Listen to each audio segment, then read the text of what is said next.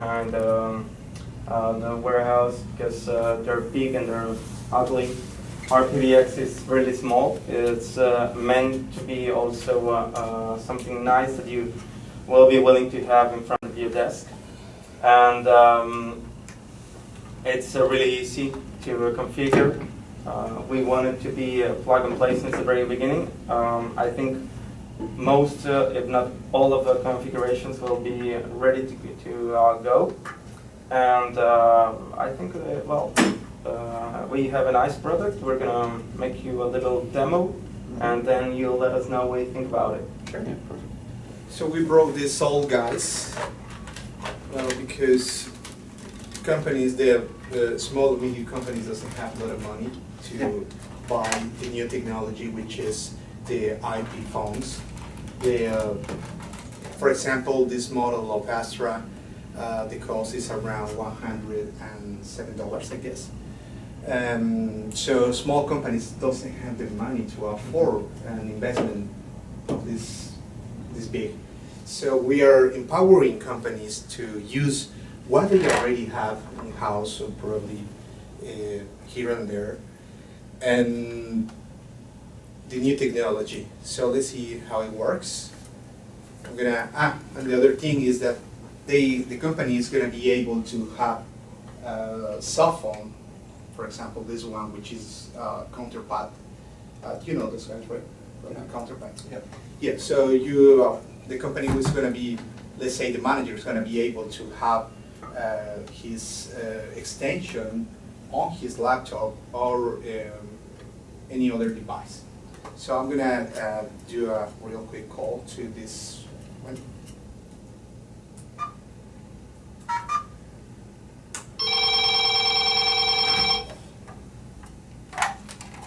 Hello? Hey, hello, Alien. How are you? Oh, really fine. I'm actually having a meeting at Wakefront in Vancouver. Oh, I see. So I have someone who wants to talk to you, and I'm going to transfer your call to Hassim, please. Good. Many thanks. Can you wait on the line, please? Yeah, hold on here. Okay. Oh, I'm hearing the music on hold. Really nice. Which I don't have to pay extra for it. Hello. Hello, Hassim. Hi. Oh, a really nice PBX you have. I love the music on hold. That's excellent. So now you can see how this old technology, so analog technology, works pretty well with IP technology as well. We are giving, we'll be selling the PBX along with several features that come along with big PBXs, but this one will be already set, like music on hold, like call parking, like conference calls. We are also setting up a IVR, small IVR, so people can hear you saying, hello, you're calling to my small home office. If you know my party's extension number, please dial it now. Instead of just hearing just anyone. It set up with also a GUI, a very, very small one that we think it's very clear, so that anyone can just make the configurations they want and really easy. They don't have to ask for an expert technician to come and make their configurations for them. Do you want the TV? That would be nice. Yeah, we can do that.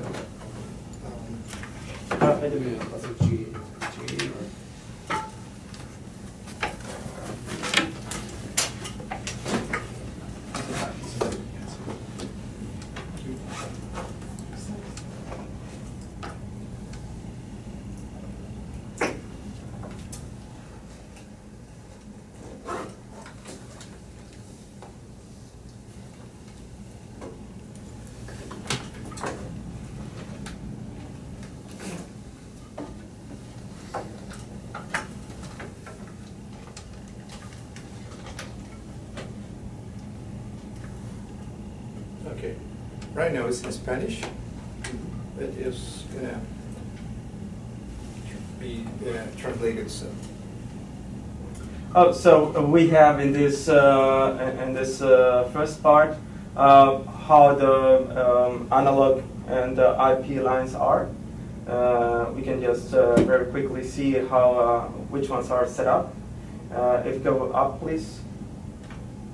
Then we also have some other menus like the welcome salute. In this one, we're going to be able to very easily change the welcome audio that our parties will hear whenever they call to our phone lines, sorry, to our PBX. Can we record a welcome? Sure. Just press on record salute. Yep. And it will ring this extension. And then you're Please. going to be able to record your own messages. Okay. Then you'll be hearing the instructions. Now they're in Spanish, but they tell that Hi, welcome to Wavefront. press hash and then you're gonna hear it back. Then if it's okay, you press 2. If you want to record it again, press 1. Okay. And very easily, you're going to be able to put it once again in your PBX. Now it's there. Yeah. Now, if you play, you can play it from there, or you can play it from the phone. Hi, welcome to Wavefront. You have a nice you voice. Yeah, I was gonna say, you've got a nice voice, you should go into. Yeah. And you actually record some messages for Yeah, us. let me take note of that. Yeah, so this is the easiest way to record your own messages. I'm going to simulate a call. Somebody's calling. Hi, welcome to Wavefront. You have the voice. Okay. So that's the way we are empowering people to manage their own PBX. Yeah. As you can see, there's no physical connection between the power voice and the the office router. Exactly, it's just Wi-Fi. These kind of phones, they usually come either by power over Ethernet or just like this one that you will be plugging into the power and cable to the router. Well, this is what we got. We think that giving this empowerment to the people, it's going to have 6 analog lines. It's going to be able to plug in, you're going to be able to configure a voice over IP provider line, up to 2 trunk lines, analog trunk lines, and up to 10 IP extensions. So we think it's going to be enough for small companies that want to have a better corporate image. They're gonna be willing to to organize their infrastructure, internal infrastructure, because most likely they are already solving the problems they have by having 2 or 3 lines and maybe 2 or 3 phones and just yelling at each other, hey, you got a call, and then the phone goes that way. And with this kind of products, they're going to be able to have a better image, to get more income from that. They're going to be able to lower the cost, because this is not as costly as a Panasonic. It's just maybe 1/4 of the price of a similar Panasonic device.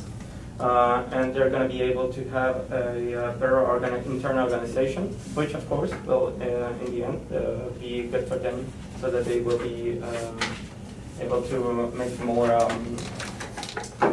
business about it. Excellent. Ayed, what's the name of the Panasonic device? I don't know it. TDA 100, I guess. I'm not sure about it.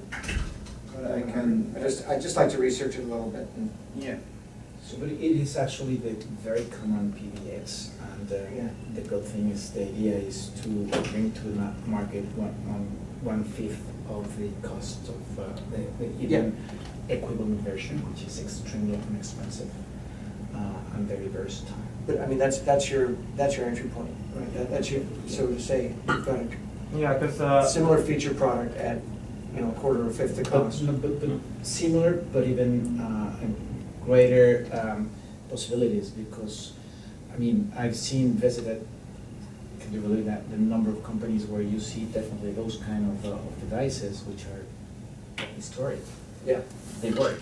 Yeah. They are unbeatable. I have those and have gotten rid of 3 of those already, but you can see, because I don't know why they get damaged.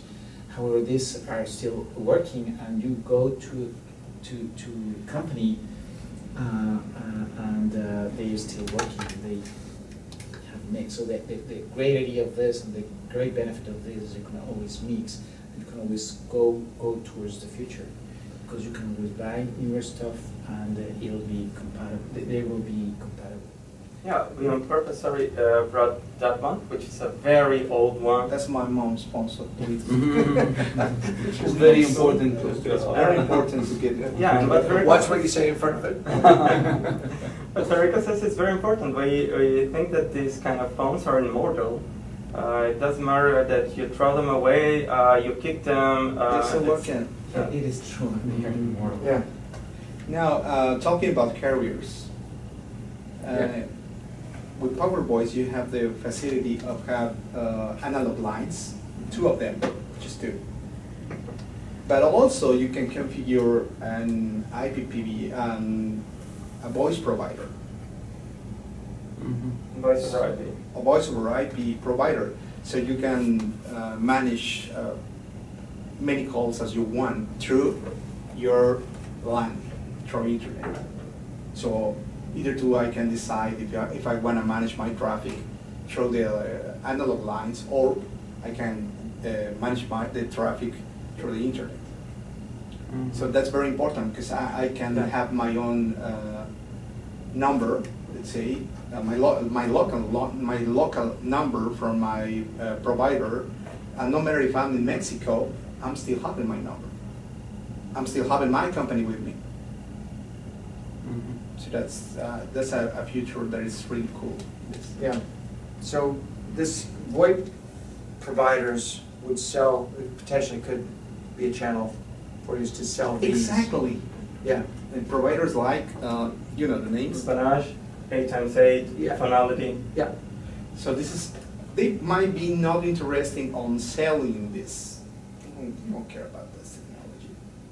But this is the vehicle, so they can put their traffic, they can sell the traffic, they can sell the services through this solution.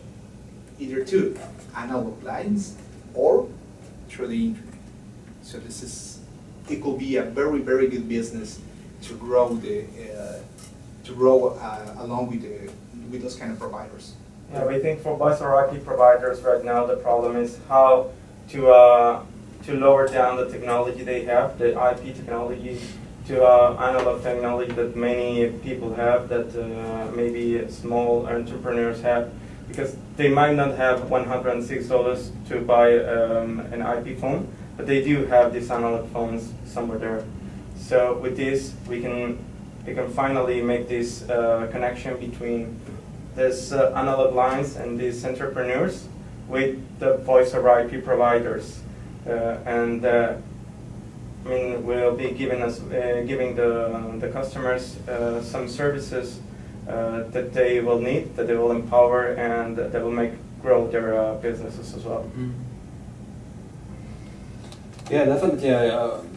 VoIP providers are one of the best channels for setting your device, but I think one of the challenges that Tony came across is support and reverse logistics and those kind of things. I'm not sure Yeah. if it's something that you've considered. We'll just, right now, I'm trying to understand how this would fit into Vonage's plan, because they've got a small business calling plan, but what I don't see them actually having right now is the ability to have multiple lines based on their service. Is that correct? Yeah, we think so. Right, and I think the other thing that is coming more commonplace in this market, like in Canada and the US, that everybody works from home. It might be a small business, but I'd have my office in my house, you'd have your office in your house, you'd have your office in the house. This could connect everybody. Right. And I don't think Vonage is currently offering that with the ability to mix and match phone lines. Is that correct? Is it? That's my understanding. Yeah, the last time I used them, I used to use Vonage, I think, no, they didn't have such a It's thing. one line, one, yeah. So with this, They have the virtual client, so you can actually like use, download a client on your phone and use it. Yes. And that would be your, like the Your agent. station. Yeah, the station, but it's not like you can have 10, 15 lines and configure them and so on, so. So this takes their small business offering to the next level, I would think. Exactly. This is a pretty good fit for what they do. Say it again, please. Mhm. Yeah. Yeah. Correctly. and well, we think this is because currently telephone providers, either Rogers, Telus, Vanage, they don't have any extra product. I mean, what they sell is telephone lines. What they need to sell, what they need to push are extra services. Extra services like online storage, like email storage, email accounts, or PBX, or a small home office. So we think that this will grow their cloud of services they're giving to the customers, and that's why we think they will be very eager to sell it in bundle with some other features they are already selling to their customers. But I think that probably the segment that Telus and Rogers are selling to, even for the small and medium enterprises, yes, they might be sensitive a bit to the price, but the price point is not the barrier to like adoption, I think. So it's like they making sure that they're getting the right support, someone to take care of like any technical issues if they have them, and also it's probably what type of price plans that Telus and Rogers offer today for Yeah. web services. I'm not sure if. And I don't know, but again, if you're looking at VoIP services, they are, I had a service that was $6 a month that was a VoIP-based service, had 3 lines, and the whole recording procedure was similar to what you showed, except they managed it themselves. So you scripted what you wanted, and then they had their voice do it. But it was $6 a month. So that's where I'm kind of stumbling a little bit in terms of, as I recall, this is around $1,100 on a retail level. Selling into Vonage or any of these other VoIP providers, I'm not sure where they would they invest in a couple $100, say it's $500 for a round number. Would they buy these for $500 and then take over, as has been said, who's going to service, who's going to manage all this? Can they get that out there to the public? And who's going to support the advertising to make the public know about this? Those are stumbling blocks that I see. Is there an investment to launch into a market? Well, the nice thing about this product is that since the beginning it was designed to be plug and play and really made for the general public to know nothing more than what they already know about telephony, which means we're really trying from the beginning to cut down any technical services that the customer might need. Of course, we think that one of the reasons why it would be nice for us to go with a distributor, with a Vonage or a Rogers, is because they already have the infrastructure. We don't have an infrastructure, and it will be really difficult for us. But of course, from the technical point of view, it would be easier for us just to change for a new, brand new power box if something fails, rather than making or giving the technical support. Yeah, it's just. But since the very beginning, it's designed and it's done so that the customer will not need anything extra rather than what they already know about telephony. So that's something that for distributors, we think it will be really attractive, because they don't need to invest something extra in training their people on how to configure or how to sell it. I got a question, Tony. If you let's suppose that you want to add a new extension or a new service in your currently PBX, what would you do? I would call back, I don't use them anymore, but I would call the company and say, I'd like another, can you sell me another line? Yeah, I think it's gonna cost you. Mhm. Now, if I tell you that this, with this technology, you're gonna be able to add an extension to do any change you want yourself by the web browser. So you don't have to expend money, and you don't have to spend your time talking to the company, see if they have an engineer available who can support you, and all of that stuff. You can do it yourself. That's what we want. Yeah, I get that, I do. I just, the concept of VoIP, and whether it's right or wrong, is that it's extremely inexpensive. Like under $20 a month for, a bunch of features. So I'm still trying to get my head wrapped around, you talk about spending $109 on a phone. What is this still around $1,100? Is that the retail price point? I think it's going to be a bit more, maybe around 1,500. 1,500. Yeah. So that's where I'm still trying to get my head wrapped around, how do we launch this into the marketplace? Who is the first, what we use the term lowest hanging fruit, the easiest ones to get? And if you partnered with, let's say, Vonage, they're going to have to promote the heck out of this. People aren't going to know about it, so they're going to expect support to promote this. And Vonage goes in these cycles of spending a lot of money on TV, radio, internet ads to let the general public know. How, is this being sold in Mexico right now, and how have you launched into the marketplace there? Is that a fair question? Fair starting point so that we can try and take your learnings and apply them here?